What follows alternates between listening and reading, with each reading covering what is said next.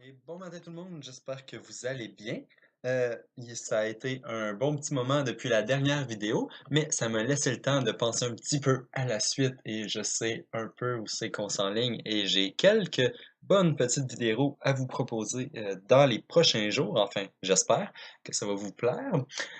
Bon, mais pour commencer, ce que j'ai fait pendant les derniers jours, j'ai converti mon projet en 4.18 passant de 4.16 à 4.18, quelque chose comme ça. Mais ça m'a laissé quelques petits problèmes. Donc, je vais faire le tour des problèmes avec vous que ça m'a occasionné. Comme ça, ben, vous allez pouvoir les fixer aussi si c'est le même genre de problème que vous avez eu. Donc, on va commencer ça tout de suite. Le premier problème, c'est dans la barre de spell qu'on peut voir directement quand on fait play tout de suite. On peut voir que les spells ici, ils débordent à la fin. Donc, je vais aller dans mon interface de spell, dans BP Spellbar, widget Spellbar, voilà ici, on peut voir que même dans le widget, ça déborde.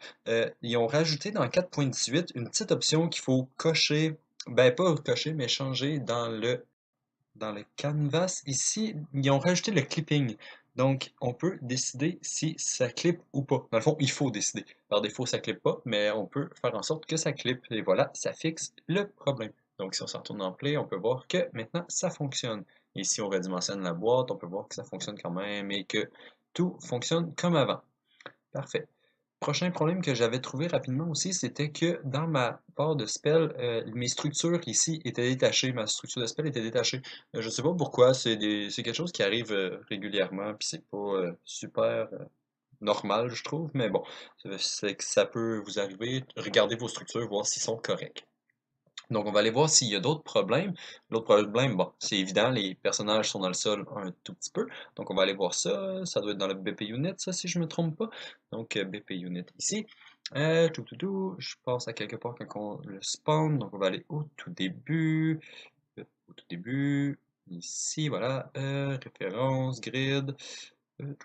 Set index et snap to location. Voilà. Une fois qu'on a seté l'index, on snap la unit à la location. Mais par contre, on y donne pas un petit offset. Je sais pas pourquoi ça fonctionnait. Peut-être que j'avais juste complètement oublié de le refaire dans ma version actuelle parce que je change souvent de version à cause des vidéos et tout. Donc, ce que je vais faire, c'est que je vais juste prendre la capsule component, prendre son alt height pour pouvoir l'additionner à la position Z de ma unit. Comme ça, c'est sûr qu'elle ne rentrera plus dans le sol. Donc, je crois que je l'avais déjà fait dans une vidéo précédente, mais mes projets sont tellement mélangés que ça fonctionne pas tout le temps.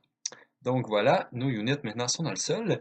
Le dernier petit problème que j'ai remarqué, c'était à droite les icônes d'image. On peut voir qu'ils prennent tous les acteurs de la scène et non seulement les acteurs qu'on veut. Puis ça, pour fixer ça, dans le fond, c'est dans le scène capture component 2D. Ils ont rajouté une petite option, dans le fond, ici, à peu près.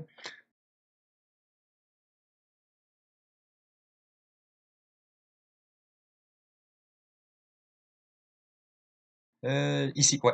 Le render mode, on peut choisir notre liste comme qu'on avait avant, mais maintenant, il faut le préciser qu'on veut avoir cette liste-là seulement et non tout le reste.